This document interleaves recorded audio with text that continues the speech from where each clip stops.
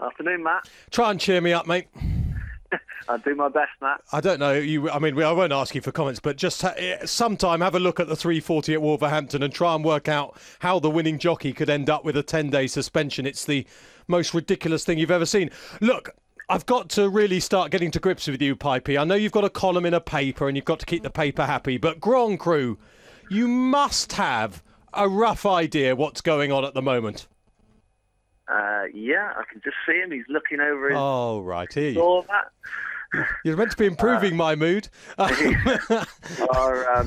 had planned to go to Newbury last Saturday in the 3 Mile Novice Chase. Unfortunately, that was obviously cancelled. They rearranged the meeting, but unfortunately didn't rearrange. That was the only race they didn't rearrange. We could have gone to Ascot this coming Saturday in the 3 Mile Novice Chase, but because of the weather and the backlog of horses, didn't feel that we wanted to go there, and so we go straight to Cheltenham now. And he'll be left in both races until the final stages, really. And I'm afraid we have to see what horses are going to turn up for each race. I understand that, but let's just say, because I know what I think I understand what you're thinking. Let's say Long Run and Corto both turn up for the Gold Cup, and obviously anything could happen between now and Cheltenham. They might both get injured, but let's say they both turn up. Would that scenario, be honest, Pipey, would that scenario make it more likely you'd end up in the RSA? Or if something happened to one of those two big guns, would that make it perhaps more likely you'd edge towards the Gold Cup? Well, obviously, if something happened to the first two in the betting, then it makes a big difference.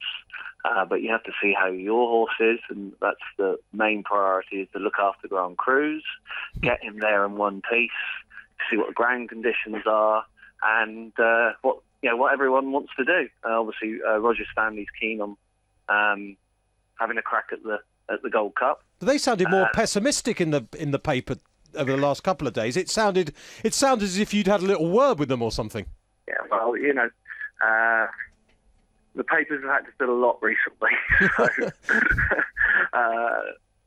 you watch all these races. We were obviously watching the races from Ireland yesterday, and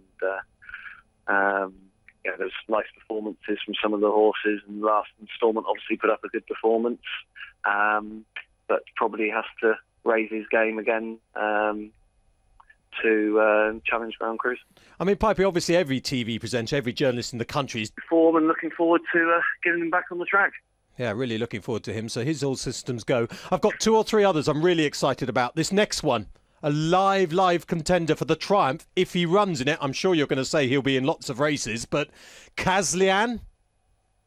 Yeah, Kazlian hasn't done much wrong. In his last 2 races, he hasn't beaten very much, but looked very impressive. And yeah, he's entered in the Triumph. He'll be entered in the Fred Winter. He'll probably be entered in the Father's race as well, the 2.5 miler. And once again, we'll decide closer to the time. If when you say in future he's entered, if you just up the tone a little bit to he's entered, then it will sound just like 10 years ago. Yeah, no. Well, hopefully I get as many winners as honestly, I was 10 years ago. You were a little... Well, you weren't a little boy, but you were not training. When I used to ring up Pipey Senior from the Racing Post, and I mean, first of all, obviously you had to go through getting through Gail, and who's the secretary for those who don't know, and then getting to Pipey. You'd spend half an hour, and then you get through eventually, and you just say, "Oh no, not you." And I say, "Yeah, it's me, Pipey," and he'd go, "Well, he's entered for all the races," and that was it. At least you got through to him. That is true. Pointless, but I did. Horse I'm very excited about as well, Our Father. What's the latest with him? He's been off the track since December. Yes, he will either go for the Potemps or the World Hurdle. He'll be entered for the Potemps. He's been left in the World Hurdle. There's a confirming stage tomorrow. He's an up-and-coming horse who was impressive at Ascot.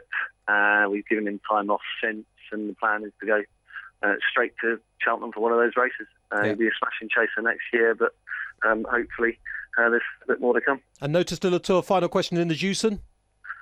He will, he'll go in the Jewson or the Burn Plate probably. Okay, Pipey, look, we've got to rush off and speak to Nicky Mackay, who's just got a 10-day ban. You'll enjoy. Do watch the 340. You will laugh yourself stupid. Thanks for joining us, Pipey. Okay, cheers, bye-bye. David Pipe, still real no news on Grand Cru, giving nothing away. Let's hear from Nicky Mackay about Stars in Your Eyes. Well, we've heard from the stipendiary steward here at Wolverhampton. Let's hear from the jockey who's been punished today, Nicky Mackay. He's got 10 days. It's a second offence for his use of the stick on Stars in Your Eyes in the maiden. Nicky, it was your second offence. You've got 10 days. I know that you feel very bitter about the punishment. Obviously, I feel there wasn't much more I could do. Obviously, I've hit the horse 10 times, but, you know, the circumstance, I felt that I was in danger of going through the fence or, you know, something seriously bad happening, you know. Now, you said to me afterwards that winning the race was really the last thing on your mind. You know, you were more preoccupied during that race with safety. Exactly. I mean, I've come into the first bend, I felt I was going to go down the 7 furlong chute. And then again, coming up the home straight, she was violently hanging left. I mean, if they can't